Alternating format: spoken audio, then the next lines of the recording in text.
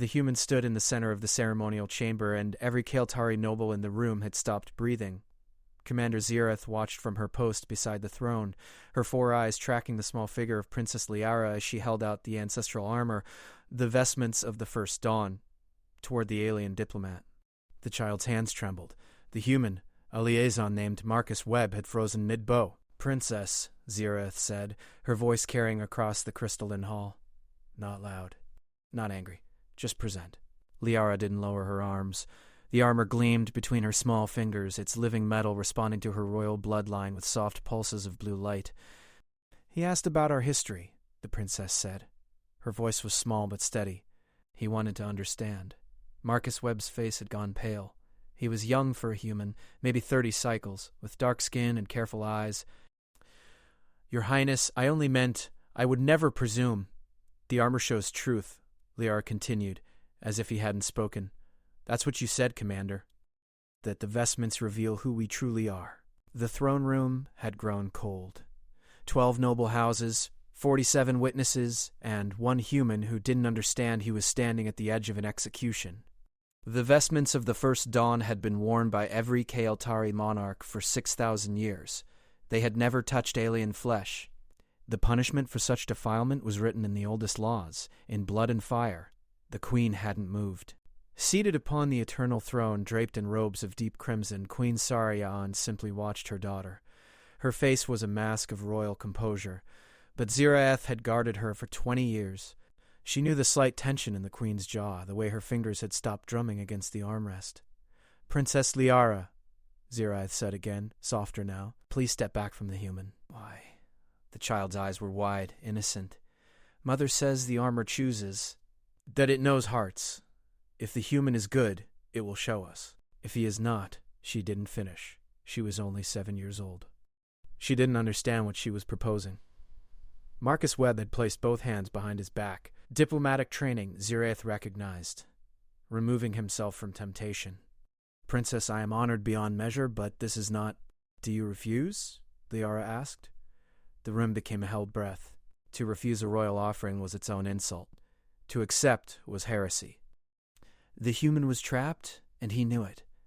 Zirith saw it in his eyes, the terrible calculation of a man trying to find a path that didn't end in war. "I would never dishonor," Marcus began. "Then take it," Liara said, and she pressed the armor against his chest. The moment the vestments touched human skin, the entire chamber erupted in light, not the gentle blue of royal recognition. This was white gold, searing, a star contained in metal. Marcus Webb gasped and staggered backward, but the armor was already moving, flowing like liquid mercury across his torso, his shoulders, his arms. The living metal of the Kael'tari didn't simply rest on skin. It bonded, it merged, it read. Ziraeth's hand moved to her blade. Not to draw. Not yet. But ready. The human fell to one knee. The armor covered him completely now, reshaped to fit his alien frame, and it was screaming. Not in sound. The armor had no voice, but in light and sensation that every Kael'tari in the room could feel through their genetic resonance. It was saying something. The vestments were speaking. Noble Lord Kethrin rose from his seat, his face twisted in rage. "Abomination! Commander, strike him down before—" "Be silent," Queen Saryan said. She hadn't raised her voice. She hadn't needed to. The absolute authority in those 2 words could have stopped a war. She stood now, descending the 7 steps from her throne with careful grace. "Everyone will be silent." Ziraeth moved with her queen, positioned perfectly to intercept any threat. Her mind raced through combat scenarios, exit strategies, the exact number of steps to the human, the angle of strike that would kill him cleanest if the queen ordered it. But she also watched the armor. The light was changing. The white gold had begun to stabilize, shifting into patterns that Ziraeth had only seen in the oldest records. Marcus Webb was still on one knee, breathing hard. The armor had stopped moving, settled into its final form. And it was beautiful. It shouldn't have been. It should have rejected him, should have burned him, should have fallen inert and lifeless. Instead it blazed with power. The queen stopped 3 paces from the human. "Look at me," she commanded. Marcus Webb raised his head. His eyes were streaming tears, pain or awe. Ziraeth couldn't tell. "Your Majesty, I can feel—" He couldn't finish. His hands were shaking. "What do you feel?" the queen asked. "Everything." His voice broke. I feel everything. Your people, your history, your... He gasped. There's so much death. So much war. You were dying. You were all dying and you fought and you... He pressed a hand to his chest, to the armor. How did you survive this? How did you endure? Myra had stepped closer, her small face worried. Is he hurt? She studied Marcus Webb with an intensity that made even Zira-Eth uncomfortable. The vestments show truth, she said, repeating her daughter's words. They reveal the heart of the wearer, their strength, their purpose, their very soul. She paused. They have never touched a human before. We do not know what they will reveal. Marcus Webb tried to stand. The armor helped him, responding to his movement with fluid ease. He shouldn't have been able to control it. The vestments required years of training, a lifetime of preparation, but he stood steady now, and the armor sang around him. Commander, the Queen said, not looking away from the human. Your assessment. Cyrenad stepped forward, her professional eye cataloging every detail. The armor fit perfectly. The energy signatures were stable. And the patterns were ancient, older than the current dynasty, older than the recorded histories. The vestments have accepted him, she said quietly. I don't understand how, but they have bonded. No alien could... Tell me, human, she said. What does the armor want? When he spoke, his voice was different. Stronger, resonant, with something that made Zirath's combat instincts scream. It wants to protect. It wants to stand against the dark. It wants... His eyes snapped open and they were glowing faintly with the same white gold light. It wants to show you what humans do when given the power to save. Then, slowly, deliberately, she smiled. It was not a kind expression. Then let us see, Queen Saryan said, exactly what you are. The testing grounds were built into the mountain itself, carved from living stone during the Age of Trials. When the Kael'tari had forged their civilization through blood and survival, Zirath had trained here for 15 years before earning her position as Queen's commander. She had seen warriors broken on these grounds, seen noble sons and daughters fail and weep and beg for mercy. The testing grounds gave none. Marcus Webb stood at the entrance, the vestments of the first dawn still blazing with that impossible light. He hadn't tried to remove the armor. Zirath suspected he couldn't. Not yet. Not until the bonding completed or rejected him. The Queen had ordered the trial immediately, giving no time for political maneuvering or debate. Smart. If the human was going to die wearing the ancestral armor, better to have it happen in controlled circumstances. The trial has 3 stages, the Queen explained. She stood on the observation platform, Princess Lyara beside her. The child looked frightened now, understanding finally settling in. Endurance combat, sacrifice. Each stage will test a different aspect of your character. Each can kill you. He'd been quiet since leaving the throne room, his face set in concentration. If I fail? Then you die wearing armor meant for gods, Lord Kithrin said from his position on the platform. And we cleanse the vestments of your taint with proper ceremony. Kithrin, the Queen said softly, and the nobleman fell silent. Zirath descended to stand beside Marcus. I will observe, she said. I will not interfere. Do you understand? Yes, Commander. If you surrender, the trial ends. The armor will be removed, and you will be exiled from Kael'tari space forever. You will live, but you will never return. Marcus looked at her directly. And if I don't surrender, then you continue until you succeed or die. She paused. Most die. It was a sad expression. Humans have a saying, Commander. Fortune favors the bold. We also have another one. Fuck around and find out. I think I'm about to do both. Despite herself, Zirath almost smiled. The trial begins when you step through that archway. May your ancestors guide you. I don't think my ancestors ever imagined this, Marcus said, but he walked forward. The moment he crossed the threshold, the mountain responded. Stone ground against stone. The vast chamber beyond the archway illuminated with ancient glyphs, each one a word in the first language, each one a test. The floor dropped away, leaving only pillars of rock suspended over darkness. Heat blasted upward from below.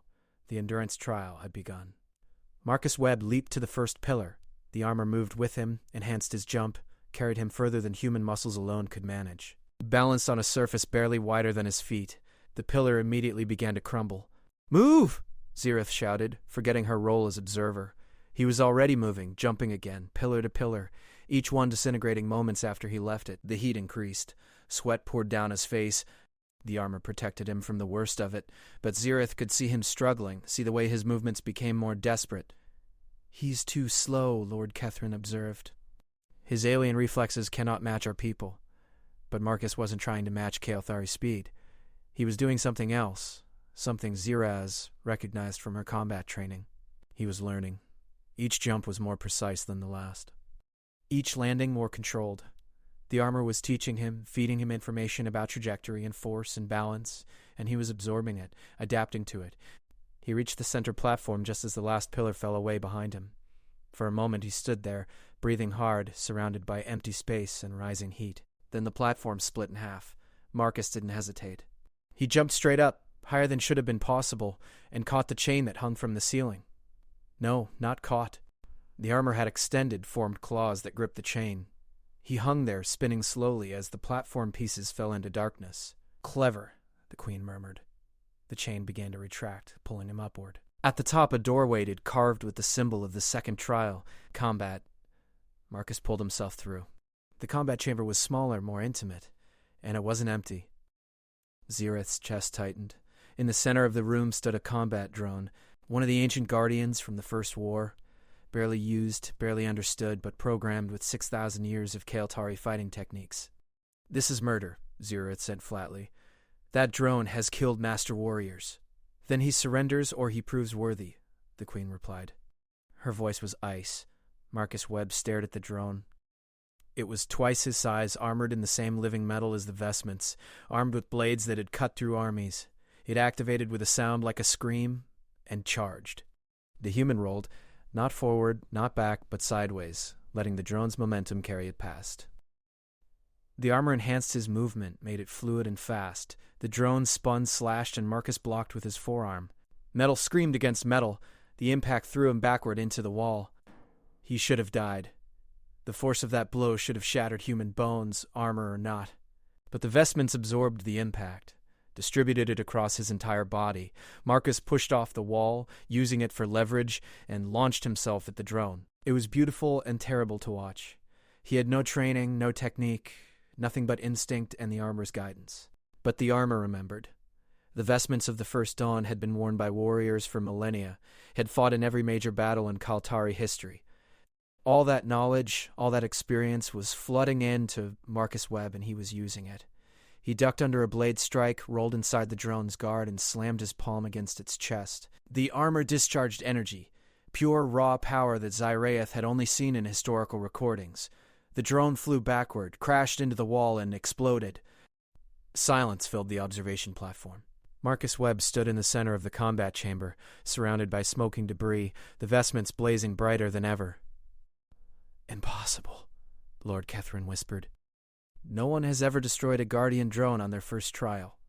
The Queen said nothing. Her face was unreadable. But Zirith saw her grip the railing, saw the white of her knuckles. The third door opened. Sacrifice. Marcus walked through. The final chamber was different. No obstacles, no enemies. Just a simple room with two pedestals. On one pedestal sat a small sphere, a life core containing the preserved consciousness of a Kael'thari child who had died during the Plague Wars.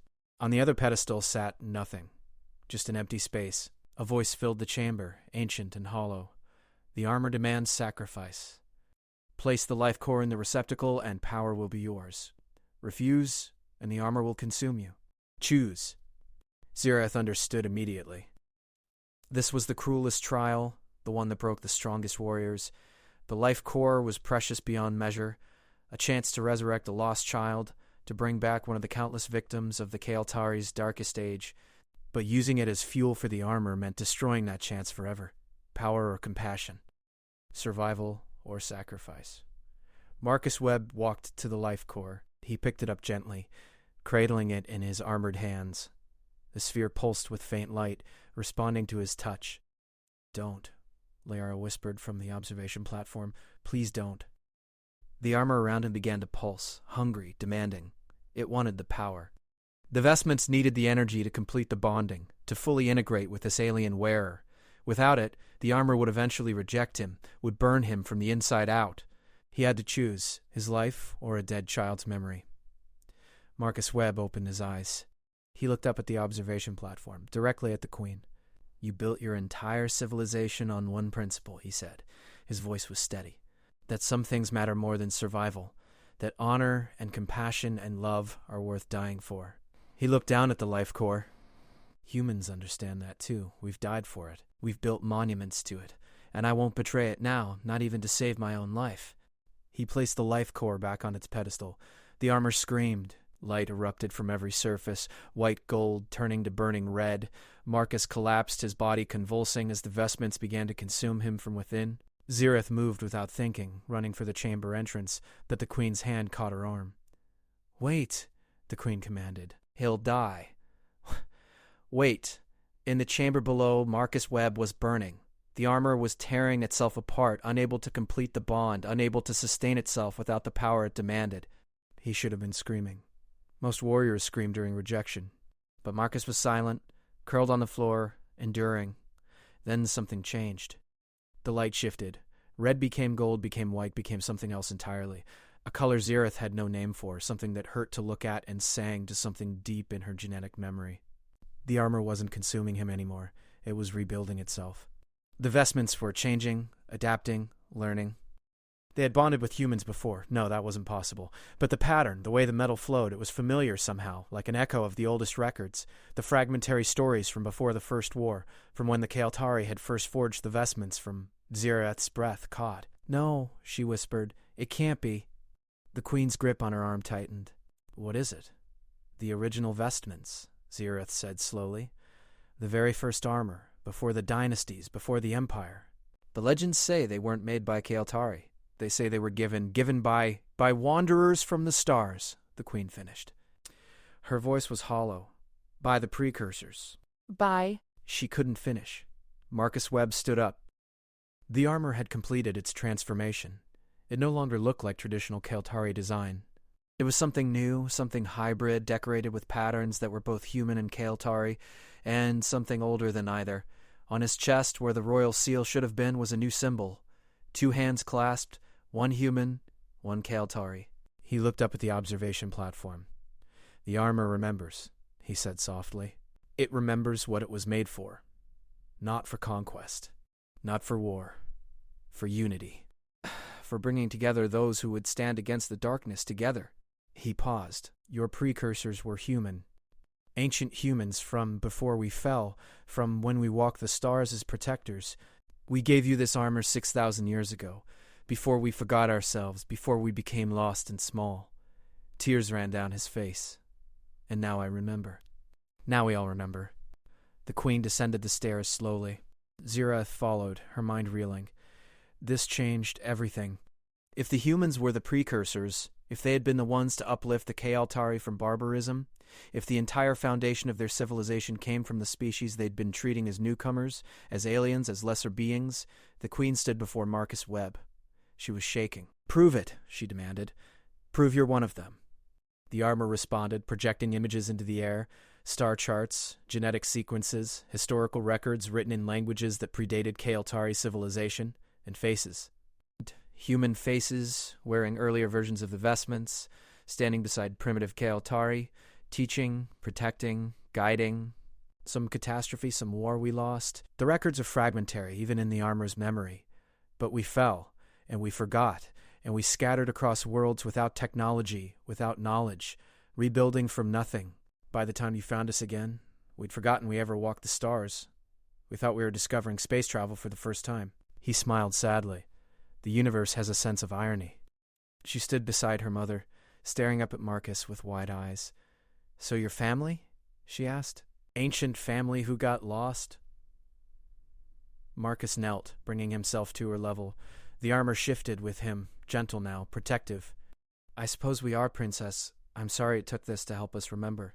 Lord Kethrin's voice rang out from above. "This is deception, tricks and lies to avoid punishment for defiling sacred." "Be silent, Kethrin," the Queen said. She hadn't raised her voice. She didn't need to. She reached out and touched the armor, her hand resting on the symbol of joined hands. "The vestments do not lie. They cannot lie." If they have accepted him, if they have revealed this truth, she closed her eyes. Then everything we believed about our history was incomplete, just forgotten, by both our peoples. You could have used the life core. You could have saved yourself. Why didn't you? Because that child deserves a chance more than I deserve power, Marcus said simply. That's what the precursors believed, isn't it? That's what they taught you? Some things matter more than survival. Yes. The Queen's voice was barely a whisper. She looked at her daughter, then back at Marcus. You understand what this means? If this truth is revealed, everything changes. Humanity will no longer be junior partners, no longer newcomers, to be tolerated. You will be recognized as equals, as kin. I don't want recognition, Marcus said. I want alliance. True alliance. The armor showed me something else, Your Majesty. It showed me what's coming. The darkness that destroyed the precursors that made us fall. It's still out there, and it's coming back. He stood, the armor blazing with renewed purpose.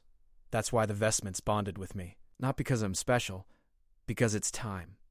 Time for humans in Kael'tari to stand together again, the way we did 6,000 years ago, before we forgot, before we failed. Zirath felt something shift in the air, something fundamental. She looked at her queen and saw the same recognition in her eyes. This moment, this exact moment, was a pivot point. The entire future of two civilizations balanced on what happened next. The queen straightened. When she spoke, her voice carried the authority of 6,000 years of monarchy. Commander Zirath? Yes, Your Majesty. Give him access to everything. All the ancient texts, all the fragmentary precursor data we've collected. I want to know what's coming. Your Majesty? Lord Kethrin protested. You cannot simply... My daughter was right. The armor shows truth. And the truth is that we have been arrogant and blind, treating our own ancestors as strangers. She looked at Marcus. No more. If the darkness is returning, then we face it together, as we should have all along. Marcus bowed deeply. Thank you, Your Majesty. Don't thank me yet, the Queen said. You've just volunteered humanity to stand against something that destroyed the most advanced civilization in known history.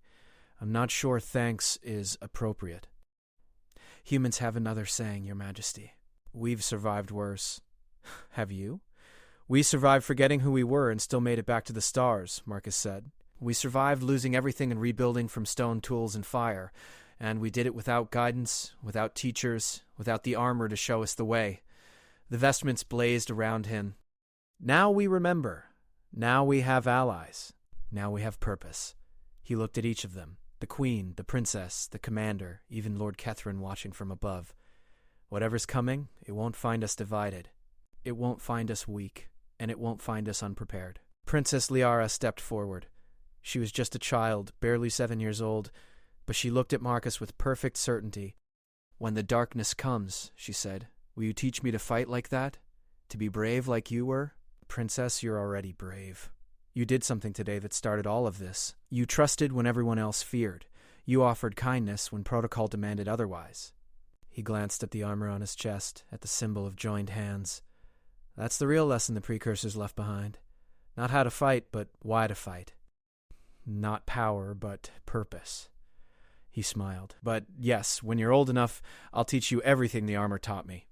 The queen placed a hand on her daughter's shoulder. Come, we have much to do. She looked at Zirath. Commander, stay with him. Protect him. He's wearing the most sacred artifact in our civilization, and he just proved he's worthy of it. That makes him precious beyond measure. And a target, Zirath said quietly. Yes, the queen's expression was grim. There will be those who refuse to accept this truth, who will see only desecration, not destiny. She addressed Marcus directly. You understand the danger? I've understood it since your daughter handed me the armor, Your Majesty. I accepted it anyway. Of course you did. Because you're human. She said it differently now, not with dismissal, but with something closer to respect. Because you're precursor. Because somewhere deep in your genetic memory, you remember what it means to stand between civilization and chaos. She paused. My ancestors chose well when they accepted your people's guidance. I intend to honor that choice. She turned and walked toward the exit, Liara beside her. At the threshold, the child looked back and waved. Marcus waved back, and the armor on his hand sparkled with gentle light. When they were gone, Zirath finally allowed herself to relax slightly. "You realize you just fundamentally altered the political balance of 3 star systems," she said. "I realized I was probably going to die wearing sacred armor," Marcus replied. "Everything after that is bonus." "The vestments?" Marcus concentrated. The armor flowed, retracted, condensed itself into a small medallion that hung around his neck. He looked almost fragile without it, just a human in diplomatic clothing, tired and sweating. "It stays with me now," he said. "The bonding is complete. I can call it when needed, but we're connected. For life. You understand what that means? You're bound to the royal line now." "To the defense of the Keltari people, that's not a metaphor. The armor will compel you to protect them, even at cost to yourself." "I know." Marcus looked at his hands. "I can feel it." "Feel them. Millions of Keltari, like distant heartbeats. And something else. Something waiting in the dark between stars. Something hungry." He met her eyes. "How long do we have, Commander, before it arrives?" Zirath had spent her entire life preparing for questions she could answer with certainty. This wasn't one of them. "I don't know. The ancient texts speak of cycles, of the darkness returning when civilizations grow too bright, too noticeable. If you're right, if your truly precursor returned..." She didn't finish. "Then we've announced ourselves," Marcus said. "Lit a beacon that says we're back, we remember, we're ready. Even if we're not." "Are you ready?" "No, but we will be." "That's what humans do, Commander. We face impossible odds with inadequate preparation, and somehow, through sheer stubbornness and creativity and maybe a little madness, we survive." He touched the medallion at his throat. "And now we have help. We have you. We have the armor. We have 6,000 years of accumulated knowledge waiting in your archives."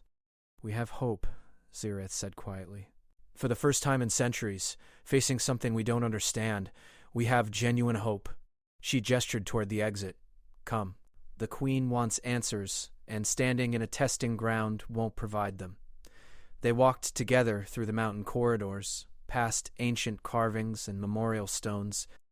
Zirath's mind raced with implications, with strategies, with the 1,000 preparations that would be needed, but part of her, the part that was still that young warrior who had first put on armor and sworn to protect, felt something she hadn't experienced in years. Excitement, purpose, the electric anticipation of a battle that mattered. Marcus Webb walked beside her, just a human, wearing the weight of history on his shoulders and facing it with quiet determination.